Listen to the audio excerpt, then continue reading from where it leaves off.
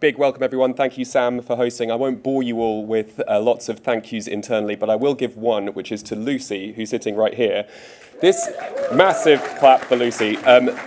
There's lots of people at Attest involved in this event. We're all here wearing coral name badge lanyards, but there's one person that basically does almost all of it, and it's Lucy. And Lucy is more than slightly pregnant this year, which is amazing. So thank you, Lucy. In the break. So I wanted to talk a bit about why AI is important for brands specifically. We have a lot of chat about AI. Everyone's excited about AI. Every company is talking about AI. But we're here to talk about brands. Specifically, for brands, AI can make things possible at scale. Things that used to require a lot of people or effort, AI can make easy. Personalization, doable, faster, cheaper, free of errors, at least the human errors, and consistency both for customer experience but also for your experience as a brand. Second, AI done well can improve trust, innovation, is available 24 hours, doesn't need breaks, doesn't need holiday, doesn't need hospital appointments. AI is there for you all the time, and that can increase customer satisfaction and trust if you do it right. Third, AI can boost your connection with your customers. It might even be able to automate that if done well. The opposite can also happen. AI can destroy your relationships with the customers if it's done badly. So AI is important for brands as an opportunity to be more efficient, faster, better, but also to not screw it up, which is happening in a lot of places. And that's why we ran this report. Everyone's getting a copy. It looks like this. It has our cool firecracker orange color scheme. And we used our own product. We're a bit biased, but we do that sometimes, to survey a whole bunch of customers in lots of different markets. We'll share lots of data in the report. I'm going to cover a bit of it today. We did this in March using our amazing multi-language studies feature, which Alyssa might touch on later. Alyssa's our head of product, and we specifically wanted to focus on what consumers feel about AI when it comes to working with brands like the ones that we know and love. So, into the meat of it. Customers don't really know what they think about AI, but they do think that AI has the potential to improve the customer experience. But interestingly, not that many of them. Customers don't yet recognize AI as the thing that's going to make the world better. And personally, I was surprised by this. This is lower than I thought it would be. About half think AI could lead to faster customer support. Is this good? Is an obvious question. That's a lot higher than 27. So people at the top half think that AI could improve the customer experience, but not very many of them. But about half think it could be faster customer support. Those two things seem to be in conflict, and that's why we wanted to run this research, to bring these things to life and make it make sense. Here's another conflict. 52% of people are happy to use a chatbot on a website to get more information, like the one on the right. But from that previous page, a quarter of people think that using AI might improve the customer experience. So again, these two things are in direct conflict. Customers feel as though chatbots, AI, automated support might be happy to use it, but about a quarter of them think it might actually improve things for them. Really interesting findings straight off the bat. And there's two problems in AI. There's the B2C problem, the bit that consumers face, the consumers adopting and using AI that we want to use. There's also the B2B problem, how we as brands use AI and how we make it land and work with customers and consumers. I'll talk about the B2C problem first. Customers don't think AI is that useful. So let's focus on ChatGPT. It's an obvious case study to use. Younger people, about half happy to use it to do simple things. Older people, it declines. Lots of people are just unwilling to even think about using ChatGPT.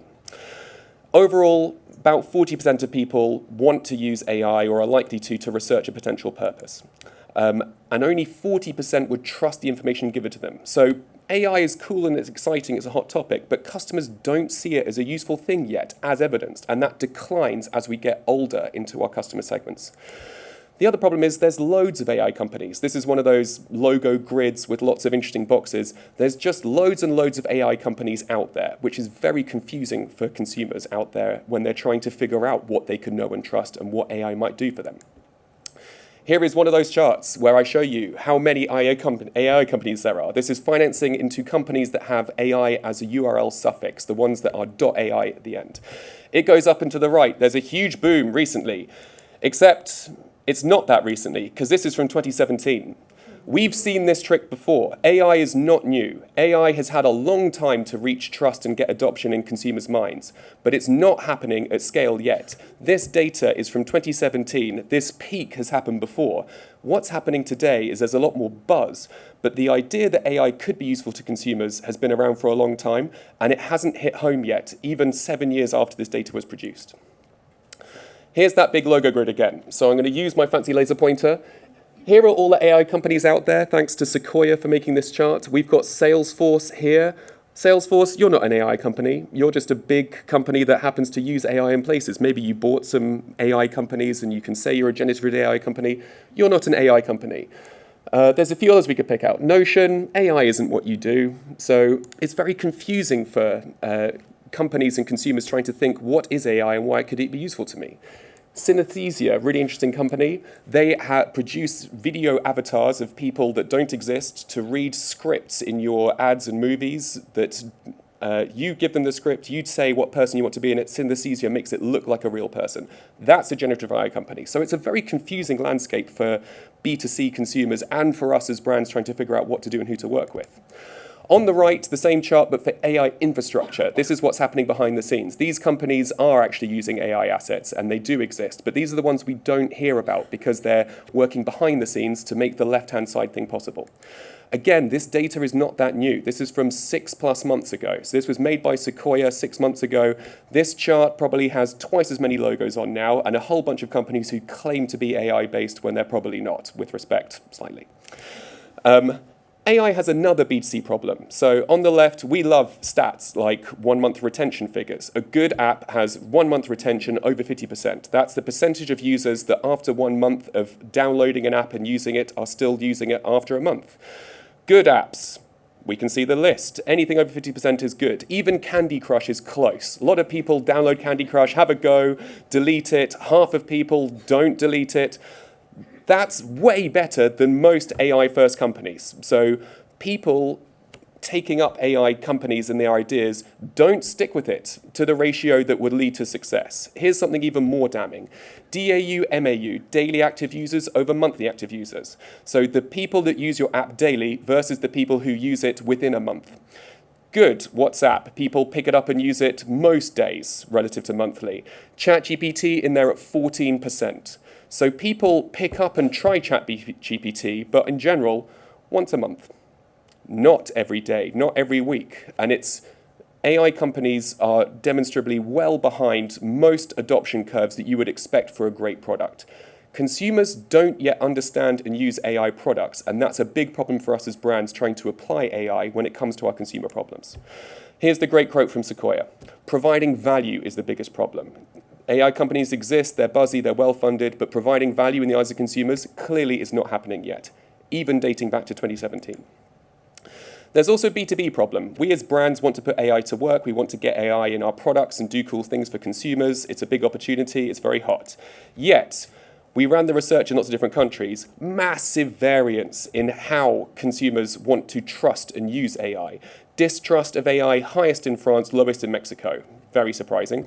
US and UK, somewhere there in the middle, but there's massive variance with a geographic cut, with an age cut, with a gender cut, with an earnings cut. You can see there's huge variances in how consumers have a predisposition to even think about trusting AI. Most customers don't really trust AI. 35% of people distrust the data they collect through companies when they collect data through AI tools. So if you're using AI with your consumers, immediately 35% of people, if they're aware that you're doing that, think that that's a bad thing. On the right, 80% of people believe that there needs to be more regulation of AI. So consumers don't yet trust AI use by brands. That's our problem to solve as brands. We have the revenue, the brand equity, the history of marketing, the consumer engagement. That's what we have at risk. And consumers don't yet reward AI use with the trust that we might think it deserves or we might project on those consumers. We also looked at the pros and cons of using AI in the minds of consumers. On the left, faster support, help staff do their jobs, more creative advertising, some really obvious stuff, like the things that we think AI can do. But on the right, the problems are bigger. It's all about human factors, taking jobs from people, loss of a human connection, inability to speak to a real person. The things on the right are larger than the things on the left. The things on the right all contain something about humans or people. So AI is a huge opportunity, but it's the human elements that customers value most, and that's what they're fearing are losing, that they might lose if you use AI, particularly in the wrong ways. And they have these big unresolved concerns. We'll just pick out three here. Consumers worry they can't trust what they see on the internet anymore because of AI. Second, 83% of people think that you should be required to tell people when you're using AI. Customers want to know when AI is in use and why they can trust it. Third, it should be illegal to create deepfakes. Almost 75% of people think this. Illegal to create deepfakes. And deepfakes can be really useful. Here's this player walkout for Pierre-Emerick Aubameyang in his extremely awkward Arsenal shirt. Every time I watch this, it gets a little bit more cringy. Keep looking at him, it gets worse every time. If you could deepfake this, you wouldn't have to take this £1,000-a-week player's time to do this walkout in front of a blue screen, make this awkward thing. You could make him do whatever you want to make it consistent. Deepfakes are good. Deepfaking Aubameyang would have created a better outcome than this awful GIF. But consumers think that deepfakes are wrong. Deepfakes can be great, but they're scared. Consumers are worried about deepfakes. Nobody can really spot an AI-generated image, ... You can probably guess what's coming next. It's on the next slide. On the left, people don't really think that they can spot AI images, particularly older people. Younger people are more confident. Declines with age. On the right, here's some very recent AI-generated handshakes. Let that sink in. It's horrific. Just look at how bad they are. Each one you look at, it gets slightly worse. Here's that same thing for Generate Some Hands, created by AI. This is going back a few years, but the one in the background is more modern. The one in the foreground is how good AI used to be. I don't think either are particularly good. So you can spot these AI-generated images, but which of these cats is AI-generated? So I'd like everyone please to stand up very briefly. Please point at the cat that you think is AI-generated. I'll give you a moment to think about it. Have a little think. Okay. Now please clap yourselves and high-five the person next to you because you're all correct. All of them are AI-generated. Every single one of these cats has never existed. And what's really scary about these cats is this was created more than 2 years ago. This data is from 2021. These are AI cats from 2 years ago that don't exist, and they fool pretty much everyone. So nobody really knows. Pair that with that chart I mentioned earlier, the rise of AI, the popularity. There was a huge boom in 2017. There's an even bigger boom now. AI is capable of a lot of fooling all of us, but customers don't yet trust it. That's our B2B problem. Us as brands, when we use AI, we need to be aware of this real input and feeling that consumers have about AI. And consumers want us as brand leaders and marketers to focus on the real people. Customers don't want to see AI-generated models. Half of them do, half of them don't. It's divisive. The majority want to know that models haven't been digitally altered in the marketing campaign, and about half worry that AI could lead to unrealistic beauty standards. So again, we're looking at the real people used in marketing, and AI potentially being a force for disingenuity, bad, evil, lack of trust. This is our problem when we think about using AI in brands. We get this type of feedback that's destructive for your campaign. Imagine how these percentages will affect your conversion rates on your next campaign. Get it wrong, this is the price you pay. So what does it take to get customers to both like and value AI? We've written 4 rules. 1, you need to offer consumers consent and control. Give consumers the ability to think about how you're using AI, know how you're using it, know how their data is being used, and you will avoid those pitfalls we saw earlier. Build the trust, remove the barriers, say where you're using AI, allow people to opt in rather than let it happen behind the scenes or believe that it might be happening without their consent. Consent and control is the key. Second, transparency and value. I like to call this the deal.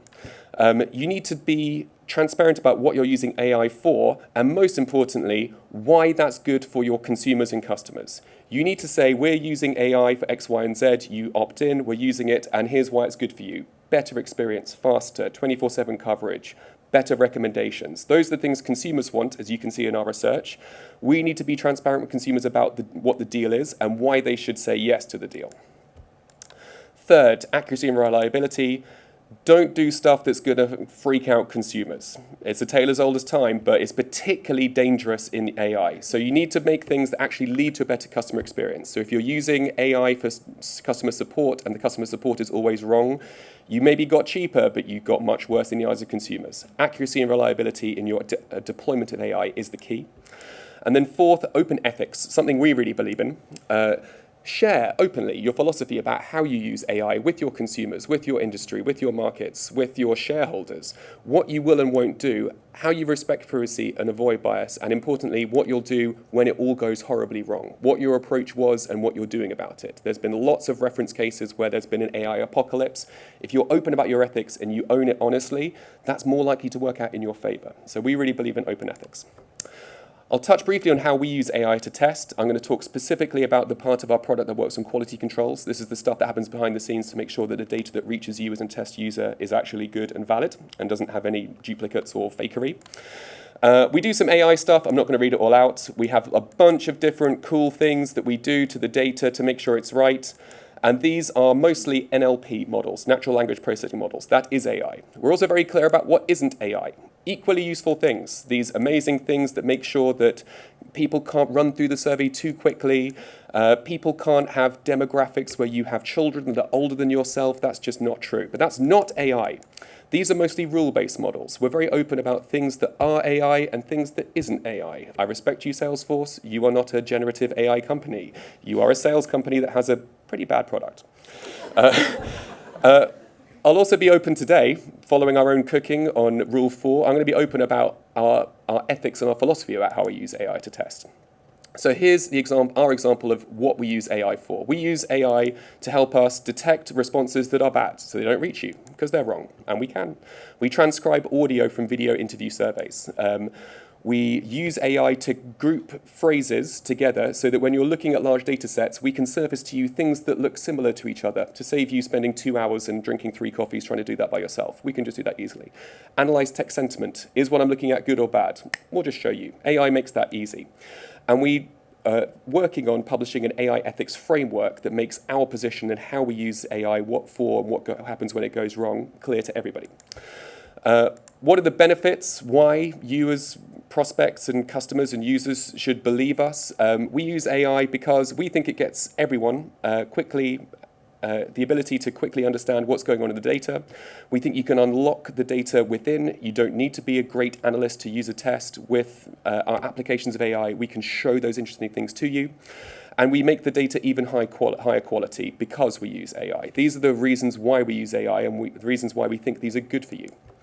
And our overall philosophy is we don't think it's good to just build on top of third-party products. It's easy to spin up AI products and capabilities that build on someone else's IP. But the problem is with that, the data, in our case, your biggest marketing ideas, your strategy you're trying to explore, the country you're thinking about entering, the competitor product you're interested in, maybe you don't want that flowing back and forth to a company that you don't know that is in a constant state of restless ownership and control battles. Maybe you want to keep control of those things. Maybe you don't want your questions and your biggest ideas training a product that then can work in favor of your biggest competitors. So that's why we try to do almost all of this in-house, specifically as applied to what we do at Attest. That's our philosophy. Maybe we're completely wrong. Maybe we should send everyone's data to OpenAI. But we've taken a stance that we're not going to do that, and therefore we're going to do it. We're going to use AI in a way that suits us and hopefully suits you too. It's harder, but we think it's right. And I'll conclude with 3 things to take home. 1, just make sure that you work on your version of the deal. Why AI is good for the consumers that you're trying to reach and why they should care about it just as much as you do. 2nd, offer those controls. Build trust, be transparent, remove doubt, remove barriers. The things we saw in the earlier slides about why customers don't trust AI, solve those for your customers and target customers just so that they have a chance to adopt what you built for them. 3rd, test and learn where the limits are. Use data like the data in our report. You can figure out what your target customers think about AI and where you're trying to use it and what they think opportunities are. But like the models, like the crazy cats, keep real people at the heart of your brand. People don't trust AI. People want to work with other people. Consumers think that AI is a threat to real humans and their jobs. And customers want to interact with people and something that feels human. And until AI can do that really well, you need to keep real people at the heart of your brand. I'll be here all day, very happy to talk about questions now or later, but for now, back to Sam. Thank you. I'm going to stay down here. I think it will work. I'm still annoyed at myself for getting the cat question so horribly wrong. Okay, hold our breath. Let's see if Slido is working and if there's any questions for Jeremy. Oh, that's quite small. So how do you think marketing tech will evolve through the next 6, 12, 24 months? Two things. So one, I don't know when it will be in this time frame, 6, 12, 24, but I think there'll be a great unwinding of companies that made AI-based promises that aren't true. We've already seen this happen quite a lot in customer support automation. A whole bunch of companies raised a whole bunch of exciting West Coast American VC money to automate customer support, and people who bought that product reduced their customer support by 70% with the belief that it could be automated, and that's turned out to be not true. So those companies are in distress. They're AI companies. It didn't work. The people that bought them are having to unwind that decision. That's expensive, difficult, and time-consuming. So I think there'll be a sort of a series of false dawns that emerge and become more apparent for some AI things. Others will go right. There are some that are going wrong. So I think a big trend is we'll see a lot of false dawns become more visible, and our understanding and use of AI will advance because of it. I think the other one is, if you can follow those 4 rules, there are 4 rules, or make up your own rules, I think we will see consumers start to move up those charts and curves that we saw earlier. The distrust in AI, I hope by getting it right, that can melt away, and that will allow us as brands and marketers to put this great asset and scalable capability to work, but in ways that will actually hit home with consumers. Hence the 4 rules, and hence why we care about this. Thank you. I thought it was really interesting, actually, when you shared the chart that showed 2017. It was already very prevalent. We just didn't realise it. Okay, thank you very much, Jeremy. Thank you very much.